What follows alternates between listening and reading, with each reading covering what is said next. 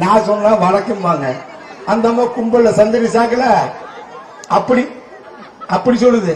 எப்படி பெண்கள்லாம் தேர்தல் நேரத்தில் திமுக ஊடு ஊடா வரட்டும், நாங்க பெரிய ஆளாத்தி எடுத்து வரவேற்போம். ஆளாத்தின்னு என்னன்னு புரிஞ்சுக்க அந்த அம்மா சொல்லிச்சு, நான் சொல்லல.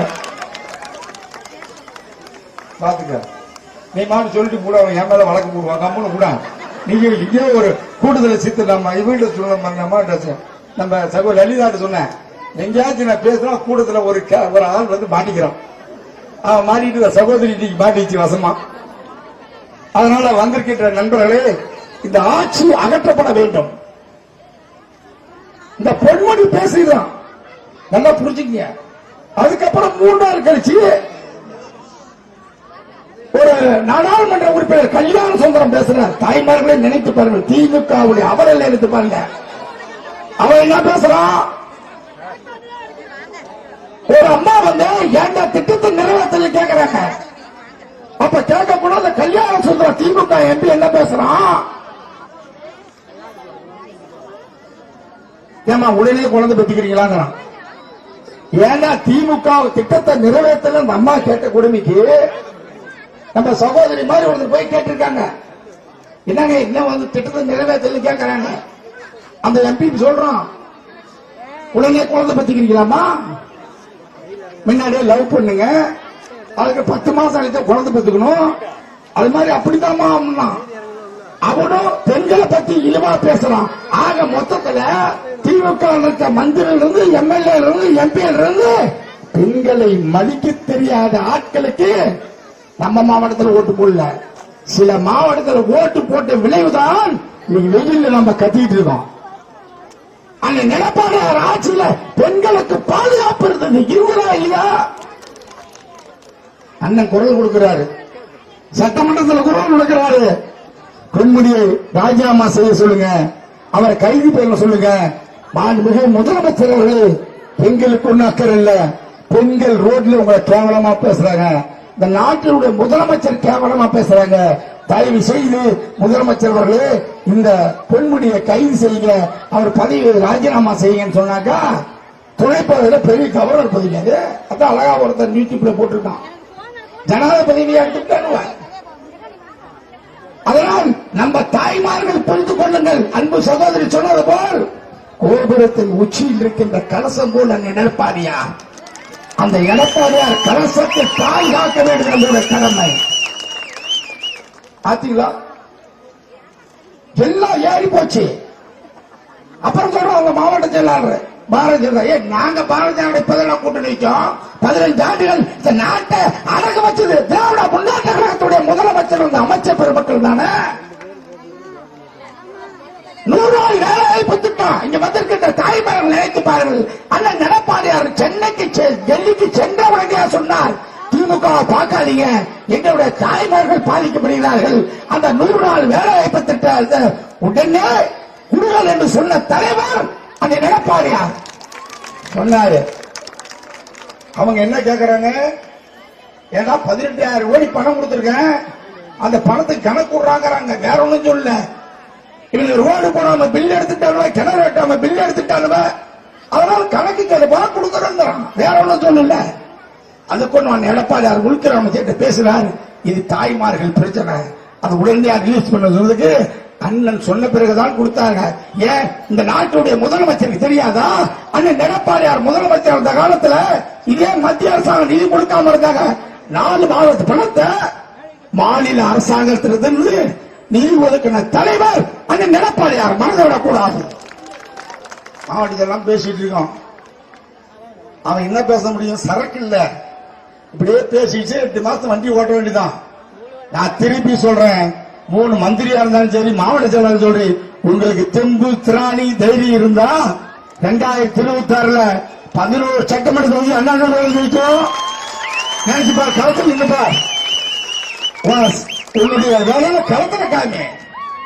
சரக்கு இல்ல, அதனால மேலே ஏறி பேசிட்டு இருக்காங்க. இன்னொருத்தன் பேசுறான், ஒரு வாரத்துக்கு முன்ன வாழப்பாடியில் நாஞ்சில் சம்பத்தின் பொறுக்கி இங்கிருந்து அங்க போனான்னு பேசுறான். அவனும் தாய்மார்கள் பேசுறான். என்னடா நான் சொல்லக்கூடாது, என்னடா பேசுறேன்னா, பெண்களுக்கு இந்தந்த பொருள் சாப்பிட்டா உணர்ச்சி அதிகமா வருங்க. இப்ப ஏற்பட்டாலும் உதைக்கலாமா வேணாமா? வாழப்பாடி பொதுக்கூட்டத்தில் இங்க இருந்து திருட்டு திருமா ஓடி போன பொறிக்கு நாய் பேசுறோம். தாய்மார்கள் நினைச்சு பாருங்க, வீடு வீடா சொல்லுங்க, தொண்டர்களை சொல்லுங்க. நீங்க ஒண்ணும் கவலைப்படாதீங்க. காலையில கூட திமுக காரங்க 4 பேர் பேசுறாங்க. தலைவரே நீங்க ஒண்ணும் கவலைப்படாதீங்க, துரைமுருகனால ஒரு நாள் ஆட்சி கமுந்தது, ஆற்காட்டு வீராசாமியில திமுக ஆட்சி போச்சு, நீங்க ஒண்ணும் பிரச்சாரம் பண்ணாதீங்க, ஒண்ணும் பண்ணாதீங்க. பொன்முடியாலே 236 அண்ணாதிமுக வச்சிருக்கான். சித்தேந்திர உனக்கு டவுட்டா? கையை தட்ட மாட்டேங்கிறா? அப்படி இருக்கியா?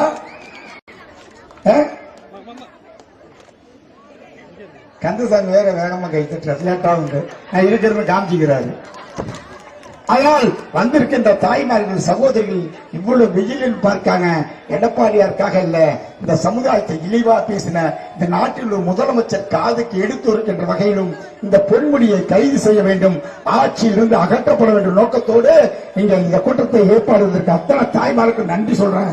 இதை விட்டு விடாதீர்கள், தயவு செய்து ஏமாந்து விடாதீர்கள். இது உங்களுடைய அண்ணன் எடப்பாடியார் உங்களை அனுப்பியிருக்கிறார். எங்களோடு தோளோடு தோள் என்று பணியாற்றுங்கள், மனசாட்சியோடு பணியாற்றுங்கள், மன மாற்றத்தோடு பணியாற்றுங்கள். ஆட்சி வருவது உறுதி, மாறுபட்ட கருத்து கிடையாது. பெண்களுக்கு பாதுகாப்பா இருப்பது புரட்சித் தலைவர் அம்மா எடப்பாடியார், புரட்சித் தலைவர் எம்ஜிஆர் இருவரும் தலைவரும் உருவாக்கப்பட்ட இயக்கம். ஏதோ திமுக காரம் பேசுறோம். நேற்று பேத மலையில் முனைத்த அதிமுக இல்ல, அதிமுக வரலாறு தெரியுமாடா? இது புரட்சித் தலைவர் எம்ஜிஆரால் உருவாக்கப்பட்ட இயக்கம், புரட்சித் தலைவர் அம்மாவால் வளர்க்கப்பட்ட இயக்கம். அண்ணன் எடப்பாடியார் 2 கோடி தொண்டர்கள் மட்டுமல்ல, 2026 முதலமைச்சரானா அவர் தானே நிரந்தர முதலமைச்சர் அதிமுகவுக்கு. பாத்தீங்களா இல்லையா? உள்துறை அமைச்சர் அண்ணன் வீட்டுக்கு வந்துட்டு போனவன் பாதி 75% அதிகாரிகள் திமுக எடுபடாதா, இனிமேல் எடப்பாடியார் தானே முடிவு எடுத்துட்டான். 100% தான் தம்பி. சில திமுக அமைச்சர்கள், திமுக எம்எல்ஏக்கள், ஆகா யாரு வராத காரணத்துக்கு எடப்பாடியார் சாதுரத்தனமா அம்மா மாரியா உள்துறை அமைச்சரை வீட்டுக்கே வந்து கூப்பிட்ட விருந்து போட்ட ஒரு யாரானா இந்தியாவில் அம்மாவுக்கு நிகர் எடப்பாடியார் தான். அப்படி கொண்டு வந்தாங்க. அதனால் உங்களை நம்பி இருக்கிறார், உங்களுக்காக பாதுகாப்பா இருப்பார். உங்கள் தாய்மார்களுக்கு நாங்கள் என்றைக்கும் உங்களுக்கு பாதுகாப்போம். வந்திருக்கின்ற அத்தனை தாய்மார்களுக்கு மாவட்ட கழகத்தின் சார்பாக மீண்டும் ஒரு தடவை உங்களை பணிவோடு உங்கள் பாதம் தொட்டு என்னுடைய மனமார்ந்த நன்றியை தெரிவித்துக் கொள்ள கடமைப்படுகிறேன். நன்றி நன்றி நன்றி. அடுத்தபடியாக பேசிட்டே போன நேரம் வேணும். நம்மளுடைய சகோதரி அவர்கள் பெண்கள் அரசியலுக்கு அப்பாற்பட்டு பேசுவாங்க. அவங்க கூட்டம் போனது ஆட்டியாம்பட்டி தான் பார்த்தேன். பெண்கள் எப்படி இருக்க வேண்டும் என்பதற்காக அவங்க ஒரு இயக்கமே வச்சிருந்தாங்க. அவங்க உடல்நிலை சரியில்லாத காரணத்தால கூட இன்றைக்கு இவர் வெயிலின்னு பொறுக்காம அண்ணன் எடப்பாடியார் சொன்னாரு, தம்பி கௌதியும் கூட்டி போய் வெயில் நிக்க வச்சு பாவம் அந்தமா உடம்பு சரியில்லாம ஆக்கிக்கூடாதுரா, கொஞ்சம் சீக்கிரமா விட்டுறலான்னு சொன்னாரு. இருந்தாலும் அவங்களுக்கு நான் சொன்னேன், நீ பேசுறப்ப வந்தா போகுதுன்னு சொன்னேன். இல்லைன்னா இவ்வளவு தாய்மார்கள் வெயில் இருக்கிறாங்க, நானும் நின்னா என்ன பரவாயில்லன்னு சொல்லி வந்திருக்காங்க. அதனால் அன்பு சகோதரி அவர்களுக்கு மீண்டும் ஒரு தடவை மாவட்ட கழகத்தின் சார்பாக பெண்கள் தான் அதிகமா கை தட்டுறாங்க, ஆண்கள் கையே தட்ட மாட்டேங்கிறீங்க. மீண்டும் ஒரு தடவை வேகமாக கை தட்டி சகோதரி உற்சாகமாக கொடுக்குமாறு கேட்டு, இப்பொழுது உங்கள் மத்தியிலே நம்மளுடைய அன்பை பெற்றவர் சில பேர் வருவாங்க, நடிகர்லாம் ஆளுங்கட்சியா தான் வருவாங்க. ஆளுங்கட்சியா ஏதாவது மேற்கொள்ளி வாங்கிக்குவாங்க. அப்பளுக்கு இல்லாம உண்மை விசுவாசம் எடப்பாடியார் முதலமைச்சர் ஆக்க வேண்டும் என்று எதிர்கட்சியில் சேர்ந்த நடிகர் நம்மளுடைய அன்பு சகோதரி அம்மா அவர்கள்.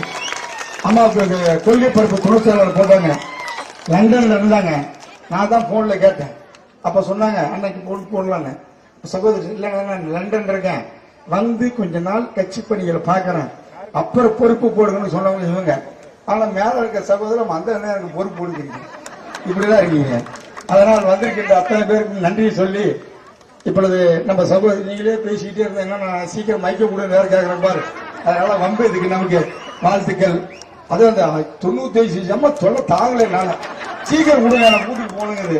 அதனால அத்தனை பேத்துக்கும் வாழ்த்துக்களை சொல்லி, வந்திருக்கின்ற நம்ம அழைத்து வந்த நிர்வாகிகள் பணம் கொடுக்கல, வண்டி கொடுக்கல, உண்மையாக தானா சேர்ந்த கூட்டம்டா இது. திமுக வந்த கூட்டம்டா. அதான் சொல்றேங்க, அண்ணன் நடந்தா மாநாடுடா. கூட்டம் வந்தாரு, மோகன் சொன்னாரு மழை பேஞ்சுதுமா, யாரு போல கொடையை பிடிச்சுக்கிட்டு அண்ணனே நினைறாரு. நான் என்னமா உனக்கு பிரச்சனை? கொடுத்துறேன், வாழ்த்து வாழ்த்து பேச பண்ணி.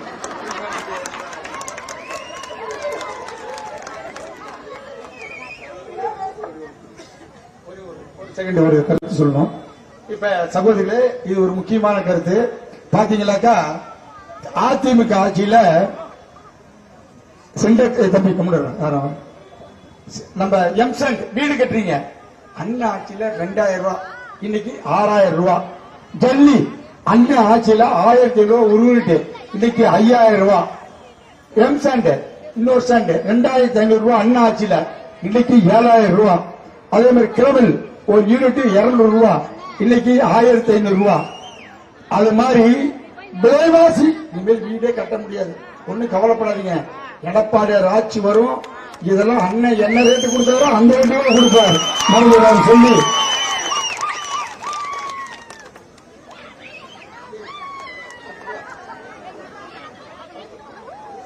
பொன்மன செம்மல் புரட்சி தலைவர் டாக்டர் எம்ஜிஆர் அவர்களையும் புரட்சி தலைவி இதய தெய்வம் அம்மா அவர்களையும் வணங்கி, அனைத்து இந்திய அண்ணா திராவிட முன்னேற்ற கழகத்தின் பொதுச் செயலாளர் புரட்சி தமிழர் மாண்புமிகு அண்ணன் எடப்பாடியார் அவர்களை வணங்கி,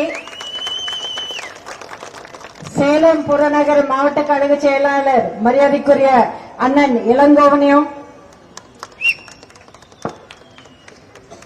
மாவட்ட மகளிர் அணி செயலாளர் திருமதி லலிதா அவர்களையும் மற்றும் அவர்கள் கூட நின்று பணியாற்றி இந்த மாபெரும் கண்டன ஆர்ப்பாட்டத்தை எவ்வளவு சிறப்பாக ஏற்பாடு செய்திருக்கிற அத்தனை நிர்வாகிகளுக்கும் பொறுப்பாளர்களுக்கும் தொண்டர்களுக்கும் என்னுடைய மனமார்ந்த நன்றியை தெரிவிச்சுக்கிறேன். இங்கே வந்திருக்கும் மகளிர் பெண்கள் அனைவருக்கும், உங்களுடைய வந்திருக்கும் சகோதர சகோதரிகளுக்கும் பெரியோர்களுக்கும் என்னுடைய நன்றி தெரிவிச்சுக்கிறேன். ஏன்னா இன்னைக்கு எனக்கு பேச இந்த வாய்ப்பு கிடைச்சதுக்கு மட்டும் இல்ல நான் நன்றி சொல்லிட்டு இருக்கேன். அதாவது இன்னைக்கு நான் இங்க வந்து நின்னதுல இருந்து ஒவ்வொருத்தருடைய முகத்துல நான் பார்க்கிற அந்த அன்பு பாசம், அது நீங்கள் ஒவ்வொருத்தருமே எனக்கு 40 வருஷமா எனக்கு கொடுத்து என்னை வாழ வச்சு எனக்கு அடையாளமும் அங்கீகாரமும் இந்த மண்ணில நீங்க கொடுத்திருக்கிறீங்க. அதுக்கு எவ்வளவு பெரிய நன்றி கடன் நான் உங்களுக்கு செலுத்தணும். நான் அனைத்து இந்திய அண்ணா திராவிட முன்னேற்ற கழகத்துல, அம்மாவின் கழகத்துல, அம்மாவுடைய கட்சியில அண்ணன் எடப்பாடியார் அவர்களின் தலைமையில இப்ப வெற்றிகரமாக நடந்து போயிட்டு இருக்கிற இந்த கட்சியில நான் என்னை இணைத்து கொண்டதுக்கு காரணம் உங்க எல்லாருக்கும் செலுத்த வேண்டிய இந்த நன்றி கடன் தான். நிறைய விஷயங்கள் நம்ம பேச வேண்டி இருக்கு, பேசுவோம். ஏன்னா தேர்தலுக்கு இன்னும் கொஞ்ச நாள் தான் இருக்கு. இன்னும் நிறைய கூட்டம் இந்த மாதிரி வரும், நடக்கும். நான் வருவேன், உங்களை சந்திப்பேன். ஆனா அனைத்து கூட்டங்களுக்கும் இதுக்கும் ஒரு பெரிய வித்தியாசம் இருக்கு. ஐயா பெரியவங்க சகோதரர்களை எல்லாரும் கொஞ்சம் காது கொடுத்து கேளுங்க, இது உங்களுக்கும் சம்பந்தப்பட்டது. தமிழ்நாட்டின் அமைச்சரான பொன்முடி அவர்கள் பெண்களை பத்தி பேசின அந்த இழிவான அசிங்கமான கேவலமான வார்த்தைகளை பத்தி நம்ம நிறைய தடவை நம்ம கேட்டிருக்கோம். இன்றைக்கு எனக்கு முன்னாடி பேசின தலைவர்கள் எல்லாரும் அவ்வளவு விளக்கமா அத்தனை விஷயங்கள் அவங்க சொல்லி இருக்கிறாங்க. நான் என் மனசுல பட்ட அந்த வார்த்தை கேட்ட உடனே என் மனசுல பட்ட ஒரு விஷயம் உங்ககிட்ட நான் பகிர்ந்துக்க விரும்புறேன். பெண்களை மட்டும் அவர் இழிவுபடுத்தி பேசலைங்க. பெண் யாராக இருந்தாலும் அவங்க ஒரு குடும்பத்துல தாயாகவும் துணைவியாராகவும் குழந்தையாகவும் சகோதரியாகவும் இருக்கிறாங்க. பொன்முடி அவர்கள் பெண்களை இழிவுபடுத்தி பேசலைங்க. அந்த வீட்டிலையும் அந்த குடும்பத்துல இருக்கிற ஆண்களையும் அந்த குடும்ப தலைவர்களையும் அந்த குடும்பத்துல இருக்கிற சகோதரர்களையும் பெரியவங்களையும் எல்லாரையும் சேர்த்து இழிவுபடுத்திருக்காரு. இதுக்கு என்ன பதில் சொல்றீங்க நீங்க? பெண்களுக்கு தானே சொல்லியிருக்காங்க, எங்களுக்கு என்னப்பா அப்படின்னு சொல்லி நீங்க அப்படி தோல் தட்டிட்டு போயிட்டு இருப்பீங்களா? மானத்தை தொட்ட விஷயம் அது. இந்த தமிழ் மண்ல பிறந்து தமிழ் கலாச்சாரத்துல வளர்ந்து இந்த தமிழ் பூமியில தமிழ் பெண்ணுக்கு கொடுக்க வேண்டிய மரியாதைக்கும் அந்த குடும்ப தலைவருக்கும் அந்த குழந்தைக்கும் ஏற்பட்டிருக்கிற மிகப்பெரிய இழிவான ஒரு அவமானம். இதுக்கு எல்லாருமே பதில் சொல்ல வேண்டிய கடமைப்பட்டு இருக்கிறீங்க. எத்தனையோ விஷயங்கள் இருக்கு, எத்தனையோ தவறுகள் செஞ்சிருக்காங்க, எத்தனையோ ஊழல்கள். டாஸ்மாக் ஊழலை பத்தி மறந்துட்டீங்களா? எல்லாரும் பொன்முடி விஷயம் பேசிட்டு இருக்கும் போது டாஸ்மாக்ல பாதிக்கப்பட்டவங்கள எல்லாரும் நீங்க மறந்துட்டீங்களா? எத்தனை குடும்பங்கள் இந்த டாஸ்மாக் கடைகள் அவ்வளவு பரவிட்டு வந்ததுனால எத்தனை குடும்பங்கள் இன்னைக்கு நாசனமா இருக்கு. விலை எப்படி மோசமா எவ்வளவு, அதாவது ஒரு விலை, ஒரு பொருளுக்கு விலை ஏத்தினாலும் அதுக்கு ஒரு முறை இருக்கணும். டாஸ்மாக் பொருளுக்கு கூட எவ்வளவு கேவலமான வகையில எப்படி ஏமாத்தி மக்களுடைய அவங்கள உழைச்சி ரத்தம் சிந்தி சம்பாதிக்கிற அந்த காசை எப்படி ஏமாத்தி அவங்க கையிலிருந்து அந்த குடும்பத்தை நடத்த வேண்டிய அந்த குடும்ப தலைவியோடைய கையில இருந்து பறிச்சுட்டு போயிருக்காங்க. எத்தனை லட்சம், 1000 கோடி. இதுக்கு பதில் சொல்ல வேண்டாமா நீங்க? விலைவாசி எந்த அளவுக்கு ஏறி போயிருக்கு. அண்ணன் இளங்கோவன் அவர்கள் ஒரே ஒரு விஷயத்தை பத்தி சொன்னாரு, எம்சாண்ட் பத்தி மட்டும் சொன்னார். அம்மா உங்க எல்லாரையும் நான் கேக்குறேன், இந்த 4 ஆண்டு காலத்துல உங்களுடைய சம்பளம் ஏறி இருக்கா? உங்க சம்பளம், உங்க வீட்டுல உங்க குடும்ப தலைவருடைய சம்பளம், வளர்ந்த பசங்க யாராவது இருந்தாங்க அவங்க கொண்டு வந்து கொடுக்கற சம்பளம் ஏதாவது ஒரு பைசா ஏறி இருக்கா? அம்மா உங்க எல்லாரையும் கேக்குறேம்மா. அங்கே பின்னால அங்க ஓரத்துல நிக்கிறவங்க எல்லாரும், ஐயா உங்களையும் நான் கேக்குறேன். ஏன்னா குடும்பத்துல வீட்டுல உட்கார்ந்து சாப்பிடும் போது எல்லாரும் தான் சேர்ந்து சாப்பிடணும். சம்பளம் வேறல, கையுக்குள்ள செலவு பண்ணி குடும்பத்தை காப்பாற்றக்கூடிய அந்த 4 காசு ஏறல. ஆனா விலைவாசி எத்தனையோ மடங்கு ஏறி போயிருக்கு. என்ன குடும்பத்துக்கு நீங்க என்ன சமைச்சு போடுவீங்க? ஐயா நீங்க எவ்வளவுதான் உழைச்சு உங்களோட உழைப்பால அதே சம்பளம் 4 வருஷமா கொஞ்சம் கூட மாற்றம் இல்லாத அதே சம்பளம் கொண்டு வந்த வீட்டுல கொடுக்கும் போது உங்க மனசை எப்படி வலிக்கும். இதெல்லாம் நான் ஏன் உங்களை ஞாபகப்படுத்துறேன்னா, நமக்கு ஒரு பழக்கம் இருக்குங்க. இது ஒரே நேரத்துல நமக்கு இருக்கிற ஒரு மிகப்பெரிய குணம், ஒரு அழகான குணம், அருமையான குணம். அதே நேரத்துல நம்மளை எப்பவுமே நம்மள அடிச்சு நம்மள பின்தங்க வைக்கிற குணம் கூட. பெருந்தன்மையோட மறந்துடுவோம். ஒரு 4 நாள் போனா அது மறந்துடும் அதோட வலி. ஏன்னா பழகி போயிடும். அந்த வலியிலையும் அந்த கஷ்டத்திலையும் அந்த அவமானத்திலையும் வாழ்ந்து பழகிட்டு அடுத்த தேர்தல் நேரம் வரும்போது இதெல்லாம் மனசுல நிக்காது. தயவு செய்து இந்த பெருந்தன்மை வேண்டாமா ஐயா, இந்த பெருந்தன்மை வேண்டாம். நீங்க இந்த 4 ஆண்டு காலம், தேர்தலுக்குள்ள 5 ஆண்டு ஆயிடும். 5 ஆண்டு காலம் நீங்க படுற கஷ்டமும் உங்களுடைய வேதனையும் வலியும் உங்களுடைய அவமானமும் தயவு செய்து மறந்துடாதீங்க. இன்னைக்கு பொன்முடி அவர்கள் இந்த பதவியில இருந்து அந்த பதவியில உங்களை இழிவுபடுத்திருக்காருன்னா அது பின்னாடி இருக்கிற ஒரு விஷயத்தை நீங்க ஞாபகம் நல்லா கவனிச்சு யோசிங்க. இந்த திமுக ஆட்சி முதலமைச்சர் ஸ்டாலின் அவர்களின் தலைமையில ஆட்சிக்கு வந்த இந்த அரசாங்கம் மக்களால் தேர்ந்தெடுக்கப்பட்டது. அவங்க ஒவ்வொருத்தருமே அந்த பதவியில இருக்காங்கன்னு, முதலமைச்சரா இருக்கட்டும், அமைச்சரா இருக்கட்டும், துணை அமைச்சர் எதுவா இருந்தாலும் அது நீங்க போட்டு பிச்ச, நீங்க கொடுத்த பொறுப்பு. உங்களால அந்த அமைச்சர் பொன்முடி அவர்கள் அந்த பதவியில நின்று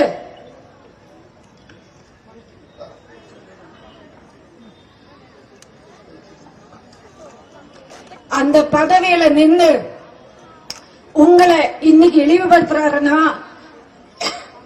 நீங்க உங்களுடைய பொன்னான வாக்கு அளித்து அவங்களுடைய வாக்குரிமைகளை நம்பி அவங்களுக்கு நீங்க ஒப்படைச்ச உங்களுடைய வாழ்க்கையை இழிவுபடுத்துறாரு.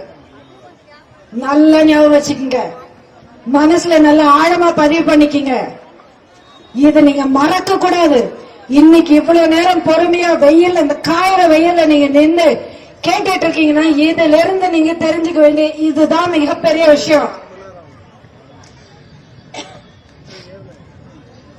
புரட்சி தலைவர் இந்த கட்சி ஆரம்பிச்சு வச்சது எதுக்கு? தமிழ்நாட்டு தீய சக்திகளிடமிருந்து காப்பாற்றுவதற்கு.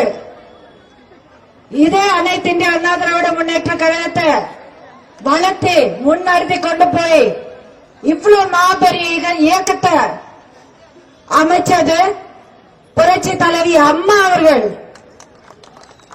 அம்மாவின் ஆட்சியில ஆமா, பெண்களுக்கு எப்பவுமே முக்கியத்துவம் உண்டு.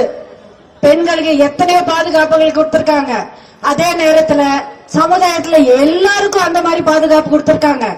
இளைஞர்களுக்கும் வேலைக்கு போறவங்களுக்கும் விவசாயிகளுக்கும் முதியோர்களுக்கும் அனைவருக்கும் சமமான பாதுகாப்பு இருந்திருக்கு.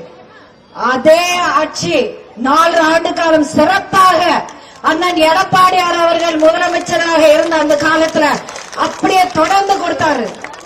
இன்னும் எத்தனையோ சலுகைகள் கொடுத்தாரு. இந்த 4 ஆண்டு காலத்துல அம்மாவுடைய 10 ஆண்டு ஆட்சியோடைய எத்தனையோ நலத்திட்டங்களும் எத்தனையோ முன்னேற்றங்களையும் எத்தனையோ வளர்ச்சி எல்லாமே கையோட அடியோட அழிச்ச மாதிரி இவங்க செஞ்சிருக்காங்க. திமுக ஆட்சி முதலமைச்சர், முதல் தடவை சொல்றேன், பொம்மை முதலமைச்சர் ஸ்டாலின் அவர்கள்.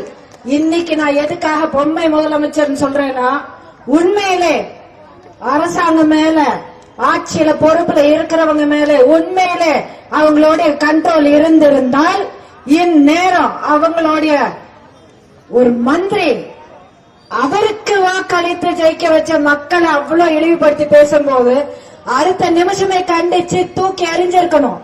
தூக்கி எறிஞ்ச மட்டும் இல்லாம அவர் பேசின வார்த்தைகளுக்கு இன்னைக்கு உயர் நீதிமன்றத்துல ஜட்ஜு வந்து கேட்டு போலீஸ்ல கேட்டுட்டு அதிகாரியை கூப்பிட்டு என்னப்பா யாராவது கேஸ் ஃபைல் பண்ணிருக்காங்கன்னு அவர் கேட்கிற வரைக்கும் யாருமே ஒரு அடி கூட எடுத்து வைக்கல.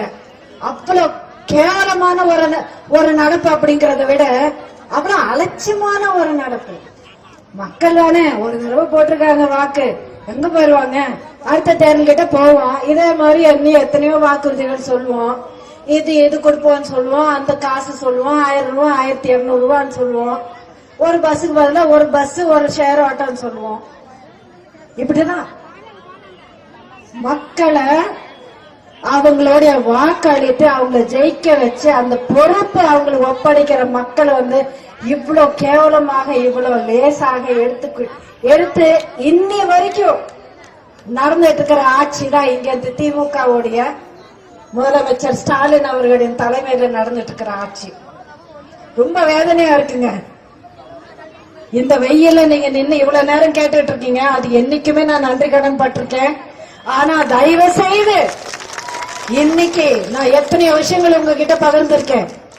தயவு செய்து பெண்கள் மட்டும் இல்ல, ஆண்களும் இளைஞர்களும் மாணவ மாணவிகளும் முதியோர்களும் எல்லாருமே தயவு செய்து அத்தனை விஷயங்களும் மனசுல ஆழமா பதிவு பண்ணிக்கங்க. ஏன்னா உங்க வாழ்க்கை திருத்தணும்னா, உங்க வாழ்க்கை மேம்படுத்தணும்னா, மறுபடியும் நல்ல காலம் பார்க்கணும்னா, இந்த ஜனநாயக நாட்டுல உங்ககிட்ட இருக்கிற மிகப்பெரிய ஆயுதம் உங்களுடைய வாக்கு. அது எந்த காரணத்துக்காகவும் விட்டு கொடுக்காதீங்க, விட்டு போடாதீங்க. தயவு செய்து நான் கெஞ்சி கெஞ்சி கேட்கிறேன். அருமையான தலைவர்கள் கொண்ட அனைத்து இந்திய அண்ணா திராவிட முன்னேற்ற கழகம், மக்களுக்காகவே தன்னை அர்ப்பணித்துக் கொண்ட முன்னாள் முதலமைச்சர் ஐயா எடப்பாடியார் அவர்களின் கழகம், புரட்சி தலைவரின் பாதையில் நடந்துட்டு இருக்கிற கழகம், புரட்சி தலைவி அம்மாவுடைய கட்சியா இருக்கிற அனைத்து இந்திய அண்ணா முன்னேற்ற கழகம். இவ்வளவு நேரம் நீங்க நின்று என் பேச்சு கேட்டிருக்கீங்க. ரொம்ப நேரம் பேசிட்டேங்க. அம்மா சொல்லுங்கம்மா.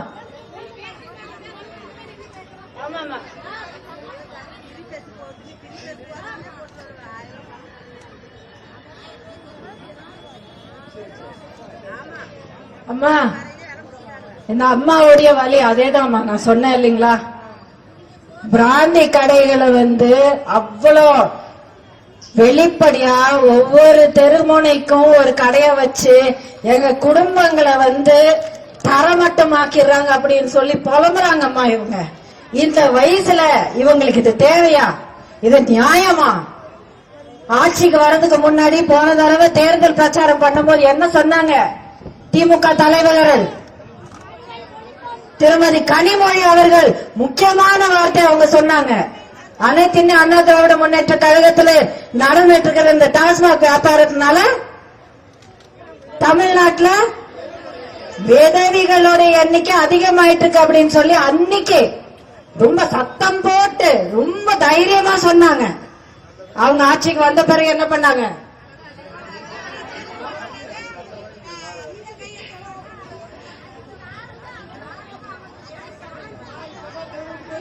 எத்தனையோ கருத்துக்கள் இங்க